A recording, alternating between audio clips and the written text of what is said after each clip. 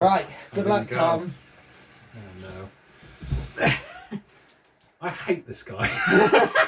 Hello, and welcome back to the channel. If you've come from the Blue Nile, I'm surprised that was your first video. As we say around here, that's weird if it was. The Jam. Yeah. Yeah.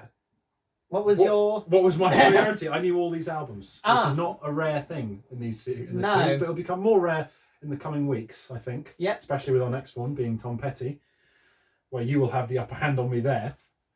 But now that is a rare thing. Yeah. 6 albums to rank. I listened to them all maybe 2 years ago for the first time, and I'm a fan of the Jam, I would say. But yeah, we'll get to my thoughts on the Jam as a whole. It's quite an interesting discography for me, about how I feel about it overall. What about you?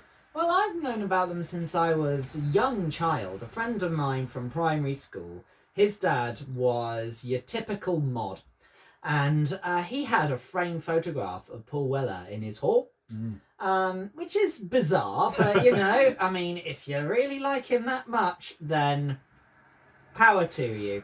But it was through my connection to him that I started discovering some songs. I can't remember what my first song was because we're talking over 10 years ago now. It's probably the earliest example of me knowing a band. Like, that was the first band that I actually remember knowing, as it were. That and the Kaiser Chiefs, which I discovered through the same friend. Chalk and cheese, really. Yeah. But here we are. I don't think we're going to be doing a Kaiser Chiefs ranking anytime soon. Probably not, no. But here we are, all these years on, they're still up there for me. I'm not normally associated with that genre, but the Jam has a soft spot in my heart from a nostalgia point of view, so I was definitely very willing to come along this ride and listen to the albums and just see the big picture of the Jam rather than the hits that I've known. Yeah, I mean, like some other discographies we've done, there's a progression. You know, it's not like they stayed with the same sound. No. In the City is as different as you could get from The Gift. Yeah. So, I'll kick us off. Bottom was pretty easy for me. I feel like I have the Jam in tiers. And this has got its own tier at the bottom, and that is This Is the Modern World, the second album. I give it a 6. I think it's decent. It's okay. It's better than Peace at Last. Yeah. It's just a bit underwhelming, I think. Yeah. And I don't know, I think In the City has its own place in the Jam's history for being their punk album. Yeah. And then the stuff they did after this is what I consider their peak. And this is just kind of an in the middle, like it's not really punk, it's a bit more slow. There's not as much energy as In the City. But there are some good songs. I really like Life from Window. That's a really good one. And the Beatlesque I Need You for Someone, which really does sound like an early Beatles song, which is quite cool. But yeah, still kind of finding themselves. There's not that much urgency. And I think my least favourite Jam song is on this album, either this or on another album. Right. And it is their cover of In the Midnight Hour, which... Yeah. The Roxy Music did a really good cover of it, which you've already talked about, which is a weird thing that we've done 2 covers of In the Midnight Hour now. I've never even heard the original. Me neither. This cover is kind of pants. It's not great. But it does. It's the good thing is that it closes the album. So if you really want to finish the album before then, you can. It's not like a chocolate cake where it gives you it from the off. But and I think they do much better covers as closers later on, or cover, I should say. So yeah, This Is the Modern World lands at number 6. It's okay. I never really reach for it where I probably would reach for the other 5 at one point or another.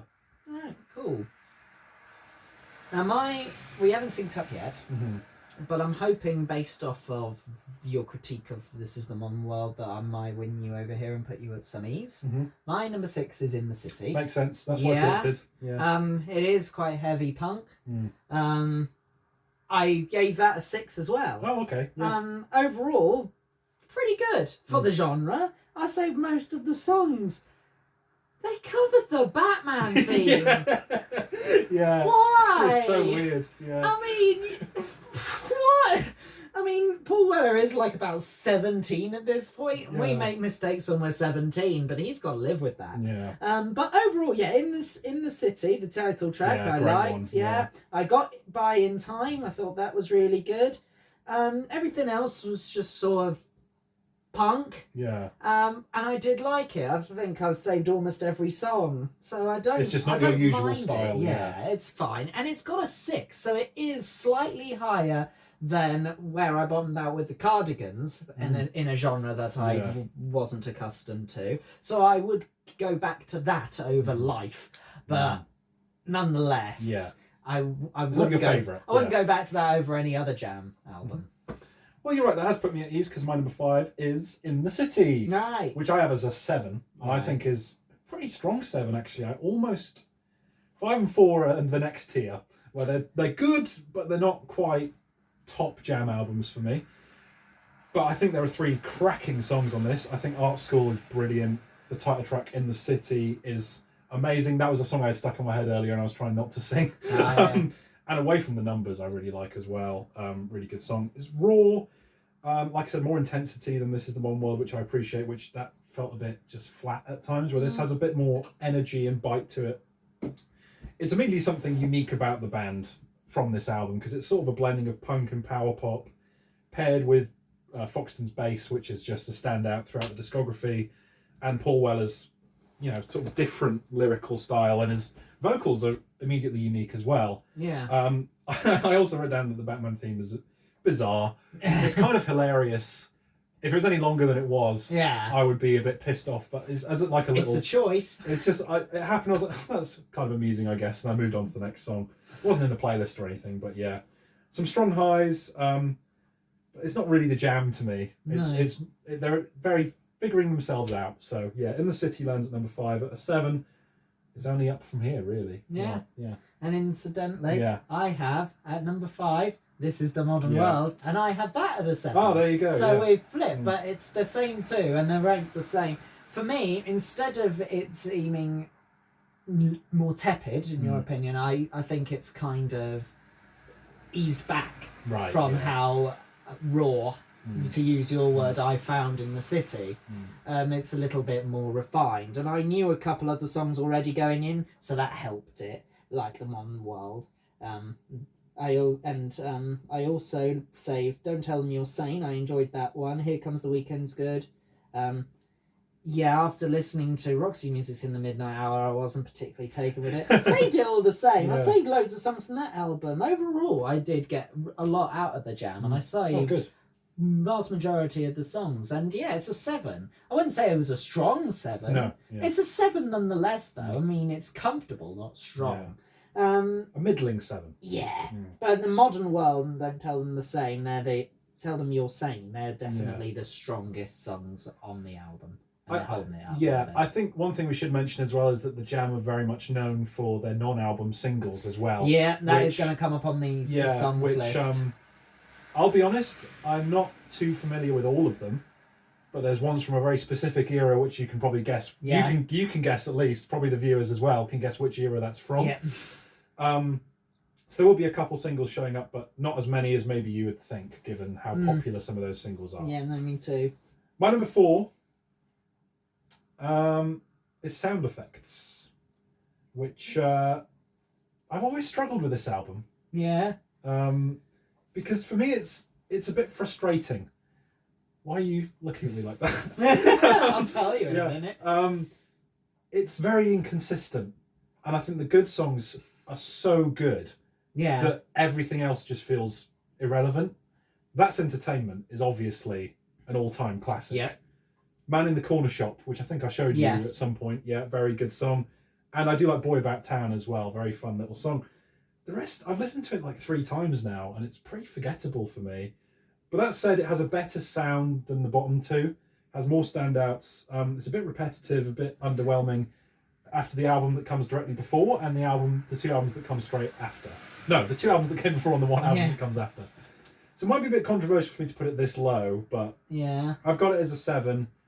Like I said, the Jam's discography is an interesting one for me because, Yeah. I'll leave it at that. But sound effects is my number 4. Yeah, it's mine too. Oh, nice. That's why I was looking at you like that, and Yeah. I feel exactly the same. I was definitely expecting more from the album, knowing That's Entertainment and Man in the Corner Shop. Yeah. And yeah, I was pretty underwhelmed. And actually, that is the album that I have saved the least from. Yeah. It just wasn't really doing as much for me as I expected. I've also got it at a 7. Yeah. Probably more comfortable than This Is the Modern World. I'd prefer going back to it. Yeah, me too, yeah. Especially because of the really strong songs. But I was finding myself thinking, when's That's Entertainment coming on? Yeah, yeah. When's That's Entertainment coming on? Oh, That's Entertainment has come on. Yeah. Overall, good album. It's a 7. But I had higher hopes. It feels for sound underwhelming, doesn't it? effects. Yeah. Yeah, it does. And so that's why it's not Nice. climbed the I thought that ranks. would be 1 or 2 for you, so that's kind of interesting. thrown me a loop. We have the same top 3. Yeah, we do. I'm going to throw a spanner in the works and put The Gift at number 3. Yeah, that will certainly do that. And yeah, you didn't think I'd have this that high. I actually really, really like The Gift more than a lot of fans of the Jam seem to, because I think a lot of them sort of pair this with the Style Council, which was Paul Weller's band that came after. Yeah, we're not going to do them, are we? No. No, I don't know how many albums they have, but probably not. No. Voice of what I know. So yeah, it has a more R&B sort of soul influence, which is very interesting. They did a cover of "Move On Up" by Curtis Mayfield in this era, which for Paul Weller to attempt to do that vocal, interesting. Not exactly the first person I'm like, I'd like to hear what he has to have with "Move On Up." Yeah, let's see what he'll do with it. But yeah, he was very much obsessed with soul music at this time, and it does show in the album. I think this is kind of how I feel about this, how you feel about Walk Across the Rooftops. As an album experience, it's great.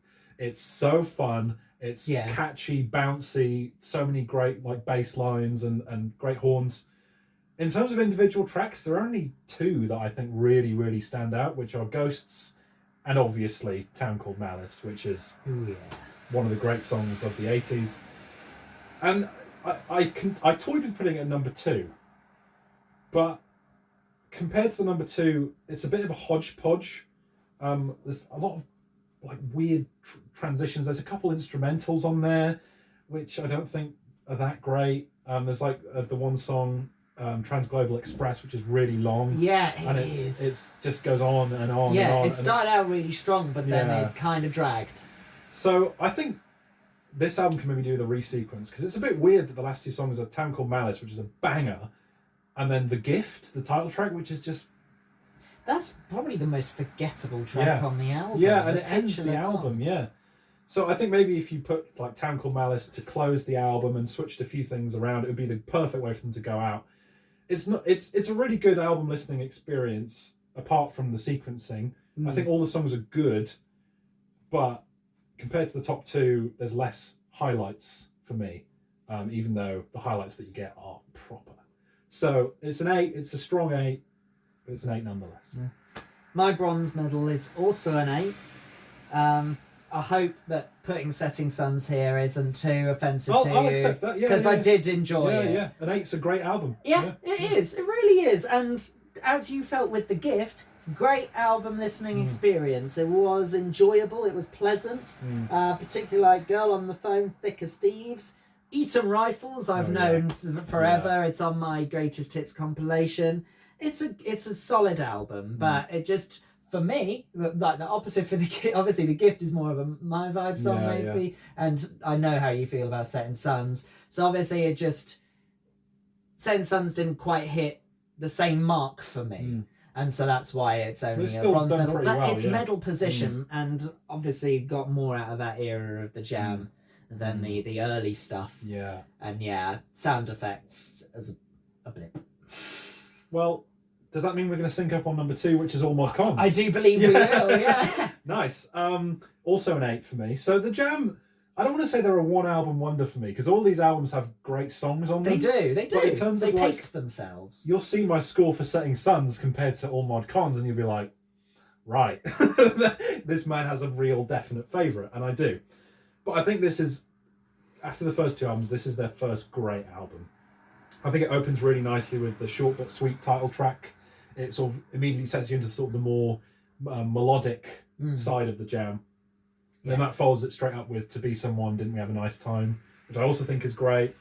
I think this is maybe Paul Weller's best lyrical album. I think the lyrics really shine on here, especially on the slower tracks like "Fly" and "English Rose."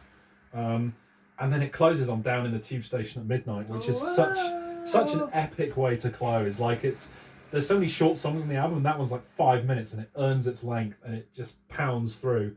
So catchy, great way to close. I do really, really, really like it. Borderline love it, but it's nowhere near my number one, I've got to be honest. So, right. Yeah, All Mod Cons is great, but no cigar. Yeah, I must say the gap between my number 2 and my number 1 isn't as big as yours. I do have this at a 9. Yeah, nice. It's a really good album, and I might have even saved every song from it. It's consistent. It really is, and like you said, it's getting more melodic. It's less strum the guitar, sing in the microphone. It's getting more like music at this point, and it's really pleasant. Yeah, I really enjoy To Be Someone. And Mr. Clean, David Watts, English Rose. Yeah, David Watts, the cover of the Kinks. Yeah, Billy Hunt is kind of nuts. Billy Hunt, Billy. Yeah. Yeah, great song. Yeah. Great fun. Yeah. And Down in the Tube Station at Midnight is brilliant. A bomb in Wardour Street also, I think, deserves a mention. I'll leave it here, but it deserves a mention. I think it's quite fun. Overall, I would describe the album not in general fun, because of like songs like English Rose, which are taking it slower. It's nice variety though. Yeah. Yeah. And I appreciate the fact that there seems to be more exploration going on in the album. And that's how kind of managed to jump up to a 9. It's a much more adventurous album than the 2 that came before, definitely. Yeah. And yeah, it's funny now that we've done 2 discographies with Kinks covers, because we had Stop Your Sobbing. Stop Your Sobbing and now David Watts. So yeah. And that's another thing to mention with the jam. They're obviously very influenced by the likes of the Kinks and the Who and those kind of early modish bands. But they again, much like the Blue Nile, they kind of did their own thing with it. Yeah. My number 1 is Setting Suns. It's a 10. It's an easy 10. It's always going to be a 10. And it is one of my ultimate feel-good albums. Like, I think a lot of the time, I've maybe this is just in my head, but I feel like I've got a reputation for saying, yeah, this album's been for me in really dark times where I've just needed someone to understand how I'm feeling. Elliott Smith and Slowdive and all those things. But Setting Suns is when I just want to dance and I just want to have a smile on my face, and it nails it. The grooves on this album are so infectious. It just pounds and pounds, and it goes for, it's like 30 minutes, like all their albums are, which is another great thing about them. Yeah. It's a 3-hour You can discography. fit a minute when you got a minute. Yeah. Or 30. Yeah. It's immediately, to me, poppier and catchier than the 3 albums before. It's got a more... This is probably where the R&B influence begins. They kind of abandoned it a little bit on sound effects, and they go all in on it on The Gift. Funnily enough, I've written down that I made a Spotify playlist when I started a Spotify account called the Tom Cut. Yeah, which basically gets rid of Burning Sky and adds Going Underground, Strange Town, and Butterfly Collector, which are all non-album singles. If that was the track list, it'd probably be a top 10 album of all time, but it's not. So, but it's still like, you know, in that I think I had it like 31 or something like that. That's still pretty high. Yeah, one of my favourite albums ever. Girl on the Phone. What a catchy way to open. It's like that chorus is stuck in my head constantly. Thick as Thieves is passionate and anthemic. Little Boy Soldiers, I really, really like that song. It's sort of this really expansive, multi-part song. Like starts off with this like punk song, and then it goes off into this like marching band type thing. And the whole while he's telling this beautiful anti-war story, which is just so powerful. That's probably the one break in the album where it isn't as fun. But you don't mind it because it's still a banger. And I just want to give the shine, which I will again in the songs video, to the closing cover of Heatwave, because I've seen people say that that's the worst song on the album.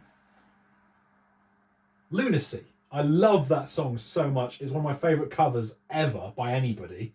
It is so fun and upbeat, and you can tell that while they were recording it, they were having so much fun.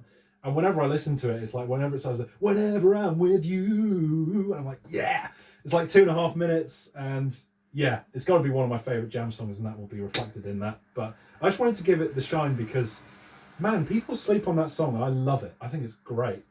And yeah, not everybody loves this album as much as me. Maybe no one. But because I see a lot of people sort of put it like this and All Mod Cons and Sound Effects at a similar level. But For me, it is leagues above the rest. I think it's the first time there's been like a 2-score difference between my number 1 and my number 2. I've just skipped over nines completely. But I think it's justified. Whenever I have 30 minutes, I'm always tempted to listen to Setting Suns. So Nice. I love that album. And we're back in the trend of the last few discographies where you have gone higher on a discography than I have. Yeah. Because my number 1, The Gift, is only a 9. Well, only. That's still... But a very enjoyable 9. Mm. It's far better to me than some albums that we've listened to. Yeah. It's a very pleasant experience. The lyrics obviously aren't always matching up with the rhythm, but I think that the melody that he chooses and the sound, again, consistent. The Jam are really good at consistency. When they choose a tone for their album, they do kind of stick with it. It's not all over the place. No. It's consistent, and that is a credit to songwriting. I think that... Can I also just say, Bruce Foxton, he is a beast on the bass. Yeah. And I just have to commend that. And I think that when it comes to the sound of the album, it's so refined. But at the same time, it's quite relaxed and very upbeat. And the dancey vibe for me as well. I mean, Ghosts I loved. Just Who is the 5 O'Clock Hero is great. And also Town Called Malice. Town Called Malice. That's an All-time all-time classic. Yeah. You can't argue with that. And overall, it just hits the sound points really more than any of the other albums. Even though I got All Mod Con still at a 9, they're sharing the place. I think obviously I'm ranking it number 1. I choose to listen to The Gift first because I think it would lift my mood more. Yeah. But All Mod Cons is brilliant. I really did enjoy the Jam. After listening to In the City, I did think, okay, is this going to be a regret? Is this going to be a Pretenders but quicker? No, far. It was the far opposite from of the that. Pretenders, where it got better as it went along. Exactly. And they evolved their sound. Yeah. They didn't stand still, and then they got to a certain point where they were like, we're not really going to be able to do this anymore, and they parted ways. I really did enjoy this discography, and I got a lot out of it. Nice. I was not sure what to expect. I think I figured you'd love the Blue Nile, but I wasn't sure on this one, so I'm glad that... Yeah, good stuff, and we were vaguely similar with our lists. Yeah. And there I was complaining that I had no 9s or above in 2023, and I've got 2 9 or above now, so Yeah, and a I can't 10. complain. Yeah, including a 10, yeah. So, yeah, that's the Jam for you. That's the official rankings. So, Yeah. If you don't have one of our 2 lists exactly, then your ranking is wrong. But look, you have a choice of 2 lists Yeah. to be right We're being with. very generous. Yeah. You can't like In the City. You can't like This Is the Modern World. And you can either think that Setting Suns is great or the best album of all time. Take your pick. I wouldn't go that far. Yeah. Thank you very much for watching. There'll be a songs video coming up soon. Plenty of exciting stuff to come on the channel. I'm not sure if the 1965 stuff will have come up before or after this. You all know, better than we do. Oh, yeah. But yeah, thanks for watching.